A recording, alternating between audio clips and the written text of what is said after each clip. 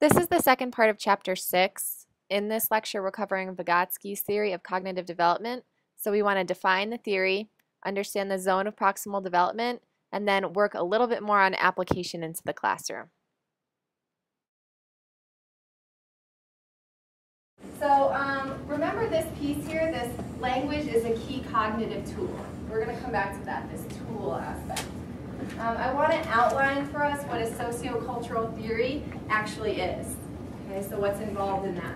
So the focus is on children's learning of tools, there's that word tool, thinking processes and communication styles. So what is a physical or cognitive tool? What does that mean? What's a physical tool that we might use to help us learn something?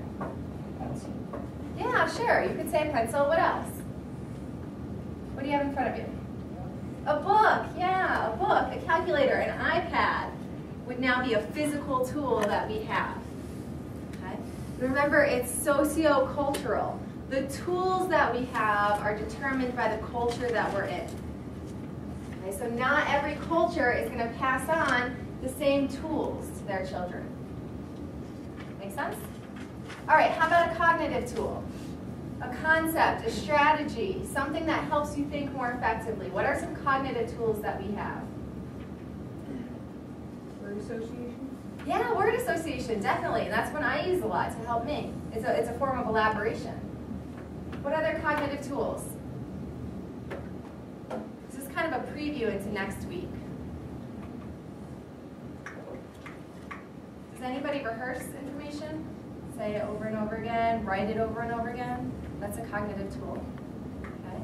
Organizing information is a cognitive tool. There are strategies that we teach young children for counting or manipulating numbers or language shortcuts that we teach them, mnemonics that we teach them. Those are all cognitive tools.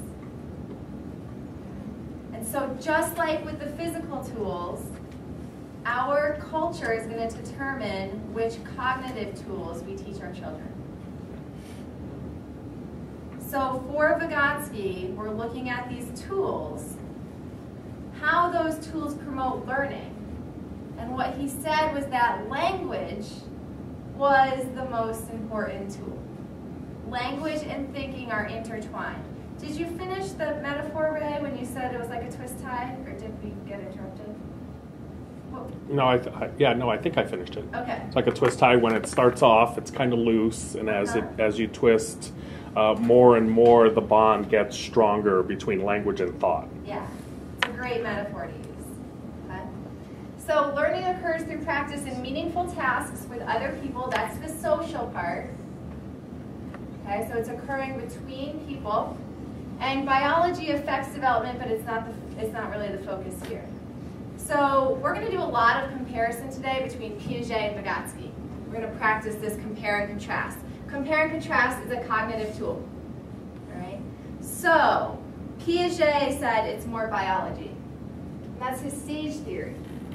Right? Your brain needs to mature to a certain degree before you have logical thought, before you get into concrete operational stage.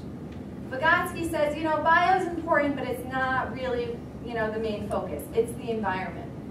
It's the social interactions. Okay? It's what we do with our students in the classroom that's going to promote or push their development. So that's the sociocultural theory. Okay? Let's come back to this idea of tools, language being the most important tool. One more comparison here, and I hope you can answer this for me. You have to pick Piaget or Vygotsky. What would Piaget say out of these two phrases? What can you do on your own? Yeah, on your own. Caleb, what's Vygotsky going to say? Assistance. Assistance. What can you do with assistance? So another comparison here. Okay. This will become more clear as we look at the zone of proximal development. So language is the key cognitive tool. Language development mirrors our cognitive development for Vygotsky. Now, he's not saying that young children, before they're verbal, aren't learning. They are learning, but it's in a different modality than language. It's constructed as something else. It looks like something else is how you can think of it in the brain. Okay? So we have language and thought, two very separate things in our young children. And they start to merge, just like the twist tie starts to become intertwined. So at about 2 years, this is when our thoughts become verbal. Language is the way that we start to express our ideas. We're thinking about something and we start to express it using our words. This is where we start to see self-talk. When children are talking through and about everything.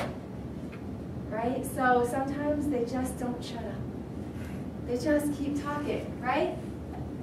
All the time, constant chatter. They're talking themselves through everything that they're thinking. It's all coming out.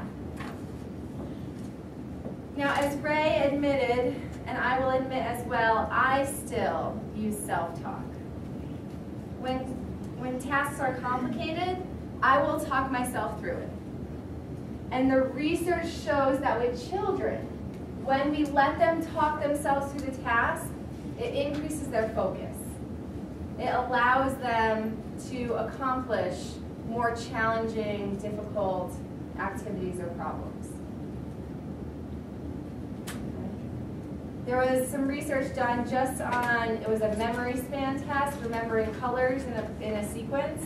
And when children are allowed to verbalize that, they remember 3 to 4 more colors than they are when they can't. So just a simple research paradigm. Finally, it moves inside to inner speech. So walking to class, I was thinking to myself, do I need another coffee? Should I stop and get a coffee? I could really use a coffee. I'm going to get some tea instead because I'm trying to drink less coffee. Fascinating inner speech, I know. But it's all going on inside my head as I'm walking to class. And it's in the form of language. This is what I'm actually thinking to myself. So at this point in the game, your language and your speech are the same thing. Your language and your thoughts are the same thing. Now, not all researchers agree with this.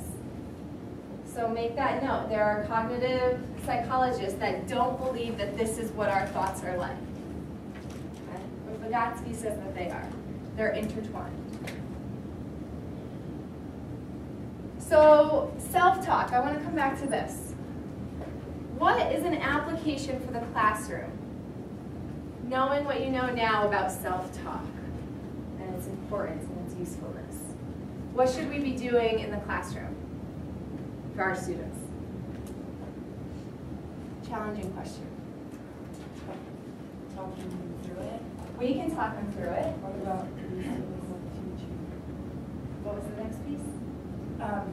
Well, I just was thinking, like, when we do like a step-by-step thing, you always like to say it out loud. So like, step one, you do this, and then you do this. So you're verbally giving them? Yeah. Liz, what did you have? Reciprocal teaching. The questioning back and forth? Yeah, so that they can verbalize it. I like that. Did anybody, Derek, go ahead. When you let us talk amongst ourselves, does that mean self-talk? Because you're expressing what you're thinking, and that helps you formulate your ideas. Yeah, you're absolutely right. So the social piece.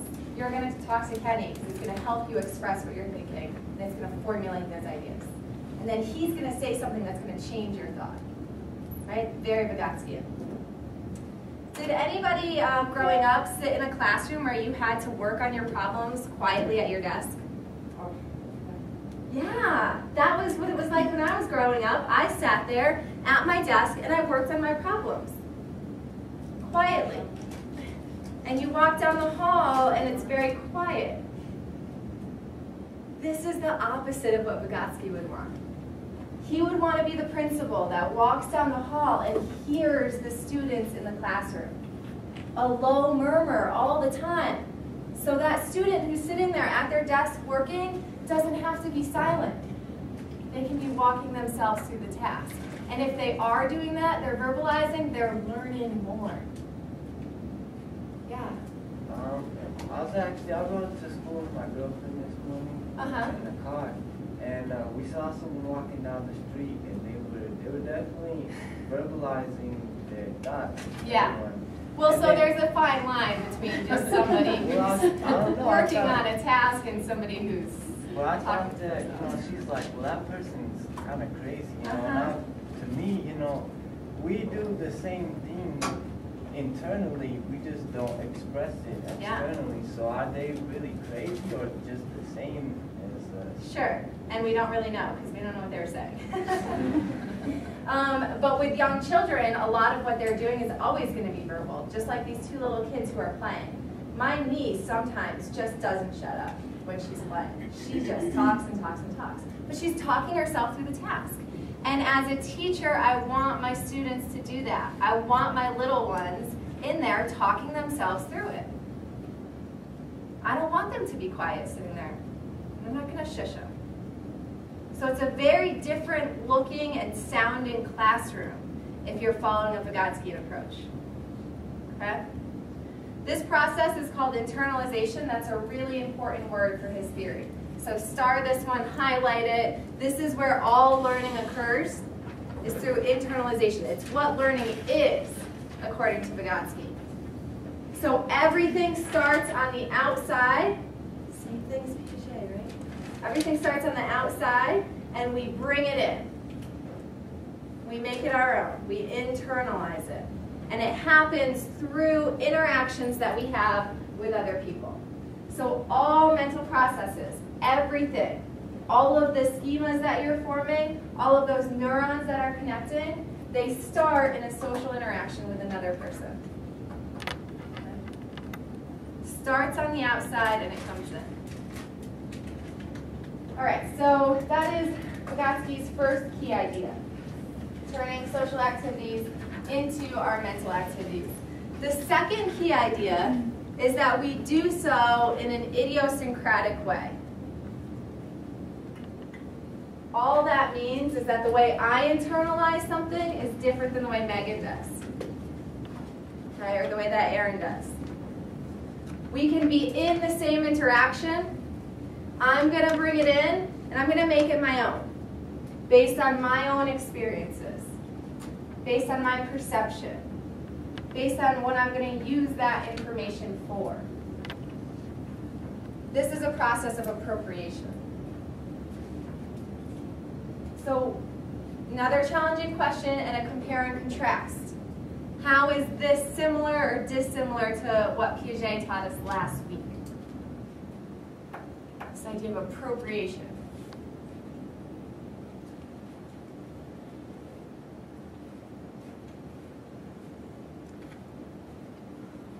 It has to do with the schemas. Uh-huh. How we take one and then we make these other associations and allow for it to be changed or create new schemas based on new situations that arise, like the bed. Yeah, you're absolutely right. Jordan, what was your schema for a dog? Do you remember? I wasn't here last week. Oh, wow, I picked the one person. Sorry. No, that's okay. Can someone help her out? What was one of your schemas for a dog? Bark. Barking, soft, tail, 4 legs. Okay. And then there was somebody else, maybe over here, who said something about teeth, being scared. That was in my class. Oh, okay. Good. Point being, your schema is very different than somebody else's schema, right? And it's from your experiences. And then how you build and change that is different. Vygotsky's telling us the same thing, but he's calling it something different. He actually, instead of saying schema, he says we have functions, okay? And that we change our functions. They start social, we bring them in, and we make them our own. Okay? So similar concepts here. All right, the next key idea is where we start to get into real solid application into the classroom. So what Vygotsky is telling us is that children can perform more challenging tasks when they have help. And don't you want to just be like, duh. Obviously they can do more if I help them. Depends on how much help. Well, My mom sure. did my homework with me. Yeah, so that's not learning. Yeah. Helping. Right. But if I help you appropriately, you are going to be able to do more than if I don't help you. This is the marker for development for Vygotsky.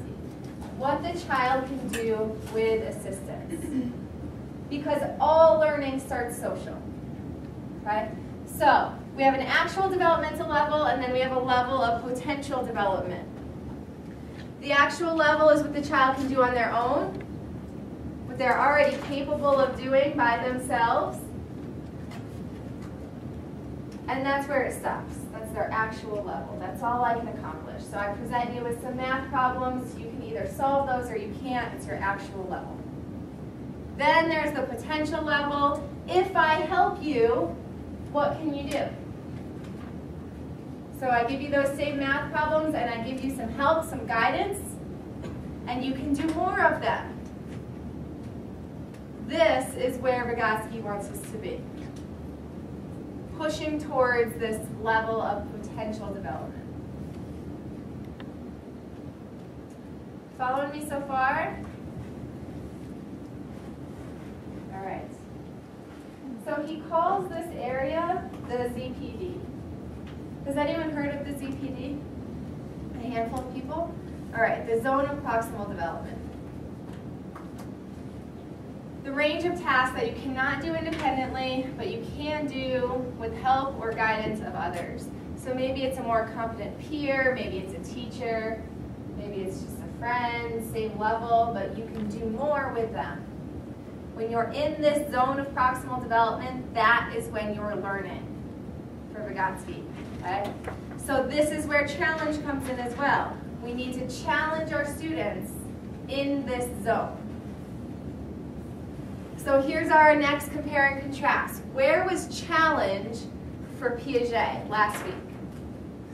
The disequilibrium. Yeah, the disequilibrium, right? So remember the dog and the bear? At first I see the little bear cub come out and I'm fine with it. Everything's good. I just assimilate it in. But then I notice that there are things about the bear that are different and I feel uncomfortable. Challenge. I'm challenged by something new in my environment. And that challenge makes me create a new scheme, accommodate. For Vygotsky, we're doing the same thing. We're challenging, but we're challenging them in the ZPD. So it's not what I can do by myself. I've got to push past that. I have to challenge them so they're in the zone and they can accomplish more with my help. Okay? So I believe I gave you this in the lecture outlines, active reading questions. This chart, I think, really demonstrates nicely where the ZPD is and then what that challenge aspect looks like. Right? So, we have the actual developmental level right here. Tasks the child can accomplish on their own. I give you a math problem and you can do it by yourself. Should I keep giving you the same math problems that you can do alone? No, I'm not creating disequilibrium. I'm not promoting any learning. So I've got to challenge the student. Now, what if I give you math problems that you can't do alone and I don't offer you any help? That sucks too, right?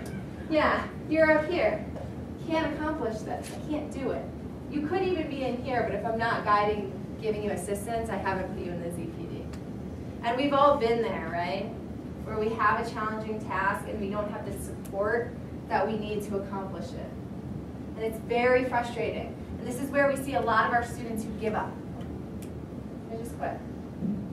Or they start to develop a low self-efficacy. I'm just not good at math. Right? So, actual level of development, level of potential development. If I help the child in the ZPD, they're going to be able to solve that problem. They're going to be able to accomplish the task. Increasing task difficulty. So this is basically a giant conveyor belt. Okay?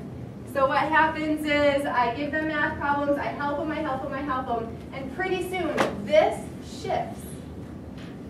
They can do more and more difficult problems without me, and I can give them new challenges to promote more learning. Yeah, Derek. So, this the idea is that when they see you do it, then they learn that way of doing the problem. And they can just build from there by seeing someone else do it. Yeah, so that's the appropriation piece. I might teach them a particular way to solve a problem, like a math problem, and then allow them to work with their peers. And maybe Kenny had a different way and he taught it to you. And then you would internalize that and use it on your own. So whatever strategy fits best for you. And so this is an application piece that, I wasn't even planning on getting to in this, but Vygotsky would say that there are multiple ways of learning things, and that, let's say math, since we're going with that, if I was a math teacher, I shouldn't just teach one way to solve a problem. It's the appropriation piece. Yeah. All right. So here's another big question. When I'm in the ZPD, what should I be doing as a teacher to help my students learn? Should I do the work for them, like Tessa's mom? No. I should guide them. Ask questions. Help them when they look at their stuff. Help them when they need it, not when they don't. There's a term. Scaffolding, yeah, scaffolding. This is where scaffolding comes in. Vygotsky, an idea?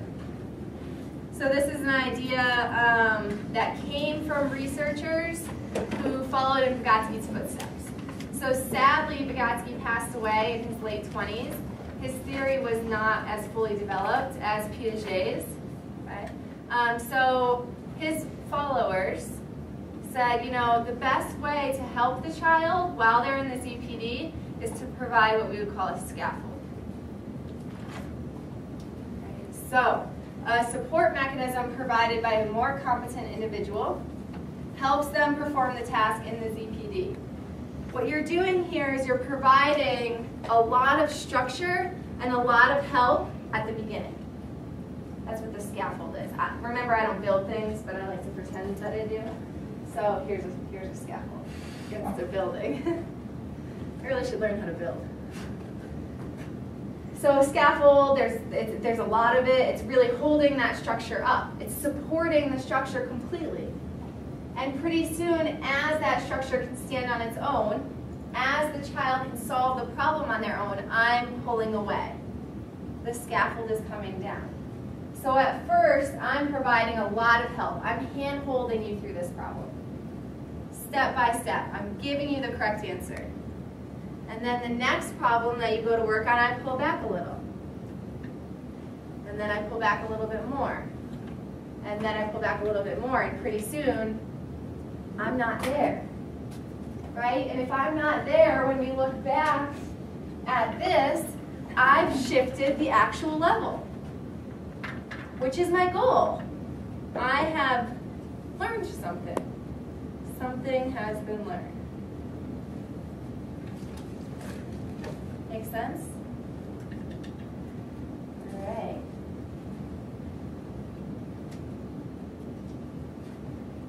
Where can we find scaffolding in the ZPD in naturally occurring environments? Giving you guys all the hard questions today.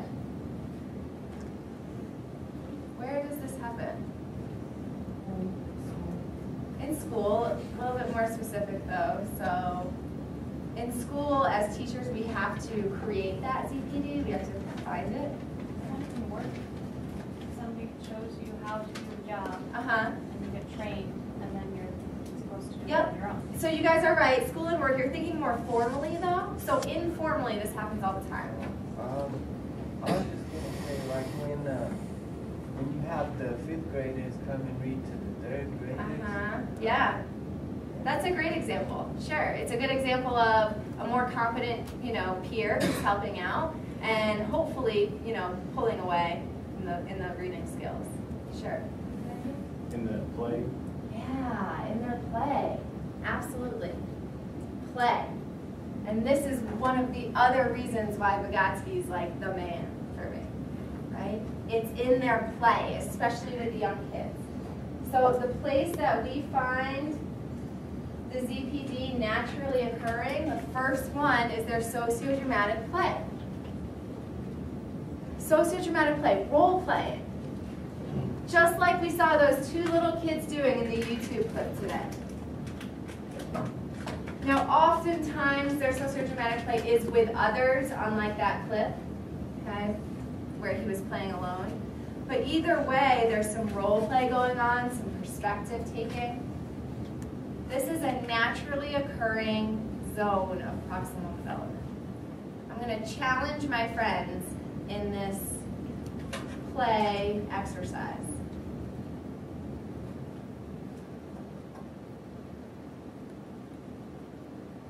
Has anyone heard of or been exposed to a teaching approach called Tools of the Mind? It's in the Jeffco school system. Okay, Tools of the Mind is stemmed or comes from, inspired by Vygotsky. And it's a preschool program, preschool and I think kindergarten as well. I've only observed the preschool classrooms. So Tools of the Mind is a play-based preschool program. So you might have heard of other play-based programs. What they do in their day at school is play with one another. Can you imagine that? 3-year-olds that they get to play. It's great, right? Yeah. But what makes their play so different is that it's structured, free play. So the teacher and the students sit around a table prior to their play behaviors and they fill out what's called a play plan. So the play plan is, what role am I going to be? What does this role entail? And what's going to happen? And each student fills one of these out. A lot of times it's with pictures because they're not yet writing, right? But they each have a role and they each discuss with each other what that's going to look like. And then they go and play.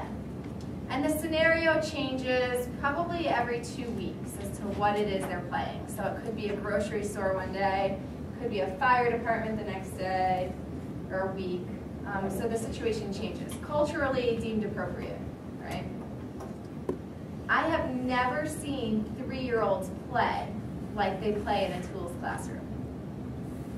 45 to 50 minutes of uninterrupted play with social roles, communication, turn-taking, no disruptive behavior, because they have these plans to fall back on, right? And they're really pushing themselves cognitively here. There's some abstract thought that's going into this. And a lot of the research coming out of the tools program is showing that academically later on, self-regulation skills, self-efficacy, motivation, all of this is through the roof for these kids. Yeah, Kenny? A question on that. What percentage of the kids that attend this, because most likely their parents are probably involved, so they've probably had some background knowledge on this, their parents are reading with them. What percentage of these kids are affluent or sure, totally. Middle upper class? Yeah, no, you're totally right. But what's happening is it's being replicated in DC right now, and they're showing similar results. So when you look at the Jeffco public school system, there is a little bit of a selection bias in who those children are. But we're starting to see it now in DC too. Because I guess my other thing too is there's a difference between, because in DC, and I don't know the dynamic there, but it's primarily it's a more interstate school system. Is it more African American though than it would be? It's here? more diverse, yeah. So there's a huge difference between African American and Hispanic, because Hispanic is a language thing. So you have a lot of families that they only speak Spanish at home. So it's just, how do you, I don't know, I think that's what has to be targeted more. It's something they do at Denver Sure. West now. They put these 2 programs that worked in urban black schools in New York City, but that's a different population that they're dealing with here. So that doesn't right, and so you're going to want to make sure that the language that they're using is the language that you're assessing them in, right, if you're looking for that match.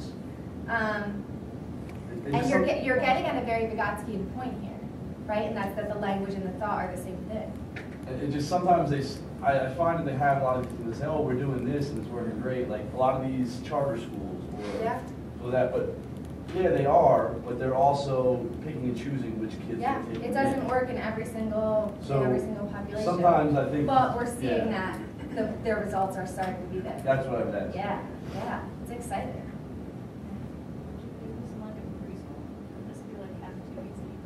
Yeah, totally. So you can, the Tools of the Mind program is something that you can purchase now and implement in your school system. Yeah. There's a school in Boulder that actually is based on his theories and processes. Do you know what it's called? It's Friends School. Okay. It's- Play-based? Uh-huh. Yeah, probably very similar. Very, very similar. I mean, they'll pick a kid, they'll figure out what he excels at, and it's each child's responsibility to teach another child their skill. That's cool. So there's role playing, and Yeah. it's pretty amazing. That is really cool. Is there an age limit on these? Another great question, and they're starting to pull it up into 1st and 2nd grade, but I don't know the results. The school that I was talking about is from K through 8. Oh, there you go. So I was gonna ask, because my daughter just started a school, it's called the Academy of Arts and Sciences. Uh-huh. So the way that I understand it, when my daughter comes and explained it, she does a math project, they dance while they do math. Sure, And yeah. So is that something as far as his theory would be? Well, getting children physically involved is going to increase their ability to attend to what it is that they're doing. It's going to keep and maintain their attention. I don't know that that's necessarily a Vygotsky idea. Piaget would say we have to be hands-on too. And all memory and cognition research says that if you get information in using multiple modalities, you have more ways of retrieving it. Right? So theoretically, it would make sense to have those children doing it from multiple perspectives. Yeah, sure, just up and moving. Yeah.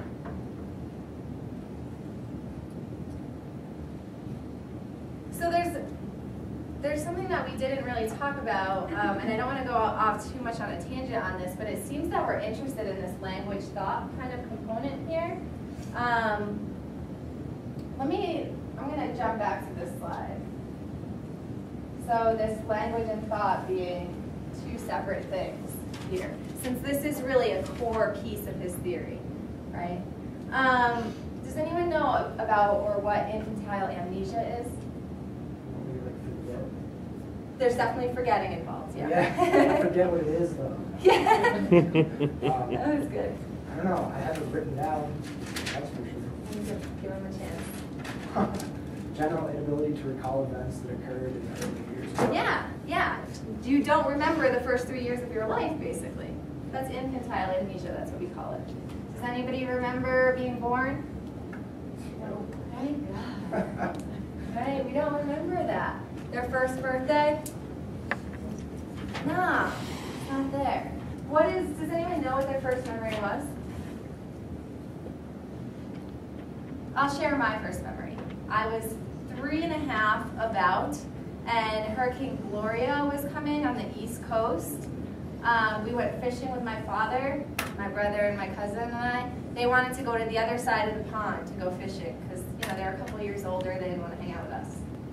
So they go and they wander off in the woods. My cousin came out. My brother was gone for 12 hours, right before Hurricane Gloria. I don't remember any of this. But what I do remember is sitting on my dad's shoulders, and he's got a yellow rotary phone, and he's dialing 911. I will never forget that. About 3.5. What are other people's first memories?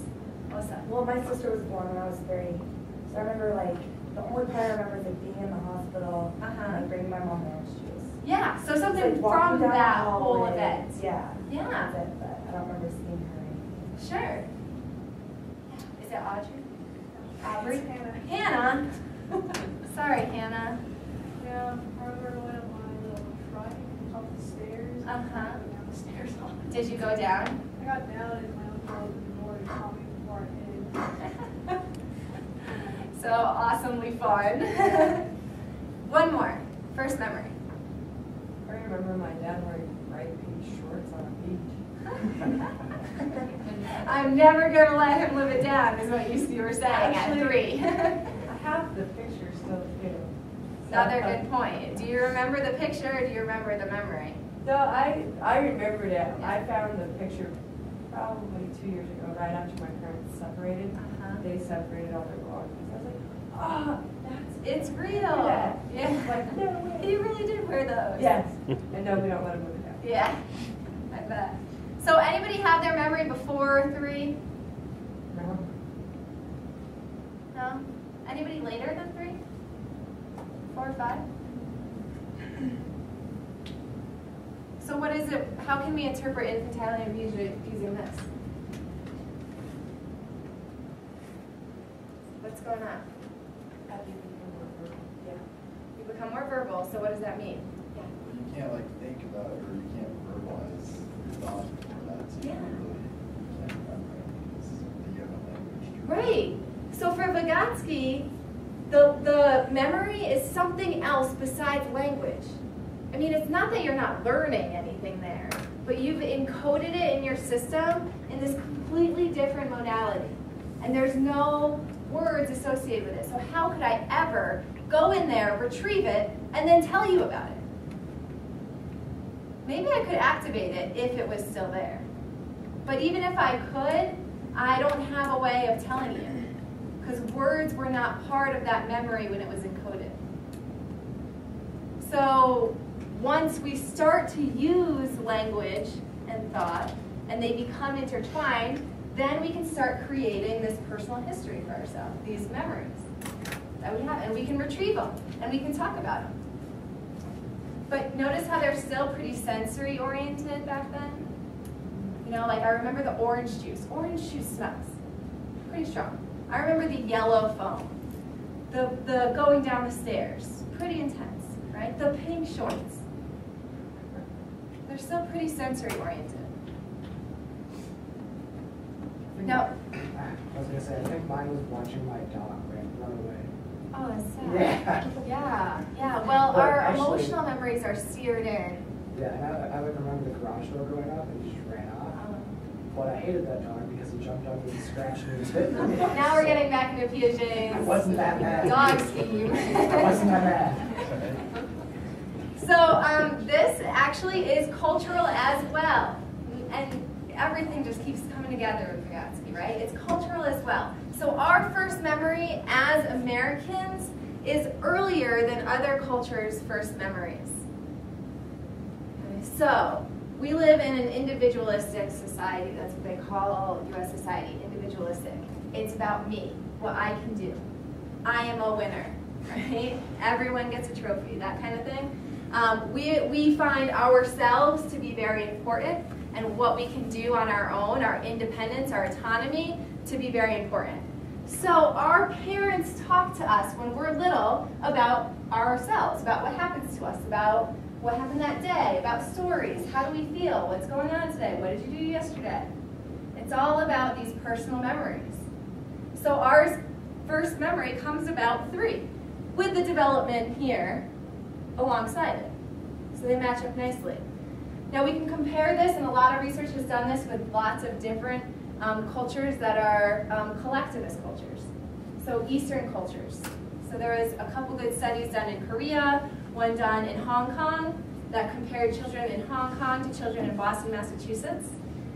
The children in Hong Kong's first memory, on average, is about 5 years old. Way later than ours. It's the collectivist culture. It's not about the individual, it's about the group. It's about what we do together. So parents don't talk to their kids, don't create this rich personal narrative about their history the same way that our parents might have talked to us. So still, even within this, it's all what's coming from the culture, what's deemed appropriate for the culture. See how that fits in nicely? Let me skip forward back to where we were, because the next place that we see the ZPD also has to do with culture. It's guided activities that we have with adults, so guided participation. When we let our children engage in adult-like activities with us, we're putting them in the ZPD. So play happens between peers. This is what happens when it's an adult and a child. And it's always activities that are obviously culturally appropriate because they're the ones that we're, behaving in or completing. So like cooking? Yeah, like cooking, definitely. Cooking's a great example. And if I'm trying to be non-gender biased, I could say that I know how to change the oil in the car. You guys believe me, right? I do. So I could take my daughter out, if I had a daughter. I could take my niece out and change the oil in the car. And I could talk to her about what we're doing and let her help. And she would learn that behavior, right? Guided participation in an adult activity. ZPD, right here, naturally occurring. I don't even have to, it's not something that I'm trying to do, it's what we do as parents. And children really do enjoy those guided activities. They enjoy participating in things that adults are doing. Even things like cleaning, right? So there's like little mops and brooms you can get for kids. Do it. Get them started early. Yeah. My little girl I babysit loves to do the dishes. Yeah, doing the dishes is another example. Or cooking. She like has Milana like said. a little place and we just fill it up with water. It's over And there. she cleans. It's fabulous. Yeah, it's great. Or building.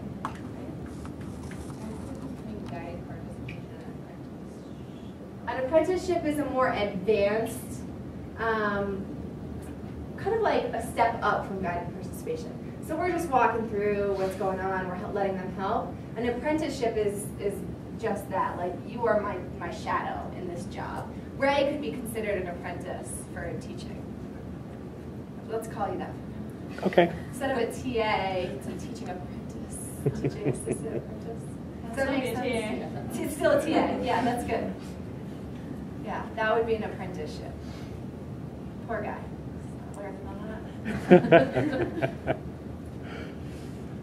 All right. Did you find any place to break it?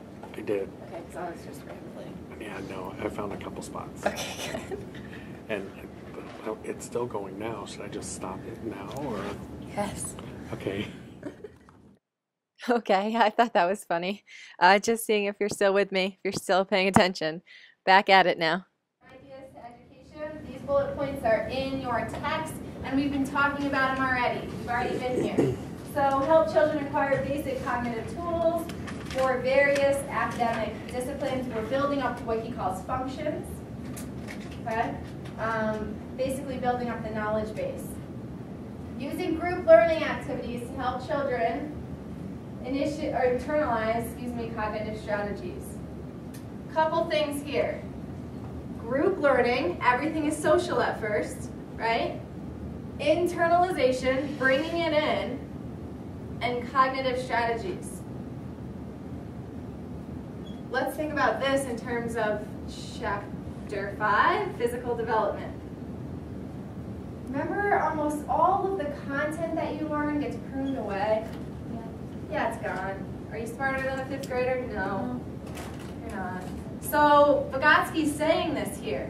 Don't worry so much about the content. Teach them the tools that they need to be able to learn. Teach them the cognitive strategies. Present challenging tasks and provide the scaffolding to help them. So you're walking them through it. You're not providing them challenge without the help, and you're using the scaffolding to get them there, to push them forward. What in this class, in Psych 1800, do we do that's scaffolding? ELAs. ELAs. What about the ELAs scaffolded? When we observe. Think more not about the assignment itself, but the way that I give it to you. You're on the right track. Anybody help her? Us? If it's not like in-class assignment, like we have to do it on our own. But you provide, you and Ray, to help us if we need it. And you also provide us with like videos and other forms of stuff. Yep, so there's definitely an interaction piece that's happening. The first one you guided us through step-by-step on what you wanted, and this next one you're going to talk a little bit. Yeah, I'm totally going to pull back. You're absolutely right. And I'm also giving you APA style.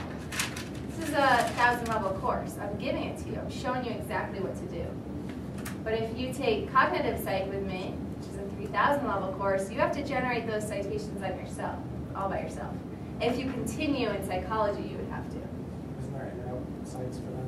Yeah, they're not that reliable. Don't use them. But that would be what? You use the internet to help you. It would be a physical tool. It would be a physical tool, you're absolutely right. Assess children's ability under a variety of work conditions. Provide opportunities to engage in adult-like activities. We just talked about that. Give children the chance to play. So maybe your child can't go to a Tools of the Mind or Vygotsky-based school. That's fine. But what's not fine, and what is happening, or has been happening for a while now, is there is a disappearance in our society of play, of free play of children. It's going away. It's all structured activities now. And can you pass this down? I understand that there are safety concerns, right, that are involved in some of this. But when I was a kid, when I was growing up, I went outside and I played in the state forest with my brother and his friends and the neighborhood kids. And I was there the whole afternoon. And we played games together, and that's what we did, right?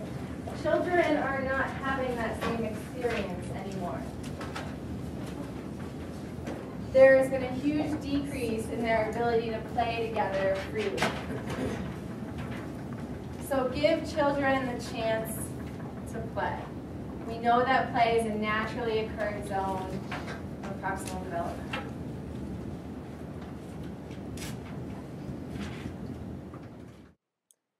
Okay, so here is the summary for today's lecture. We talked about how language is key in Vygotsky's theory of cognitive development.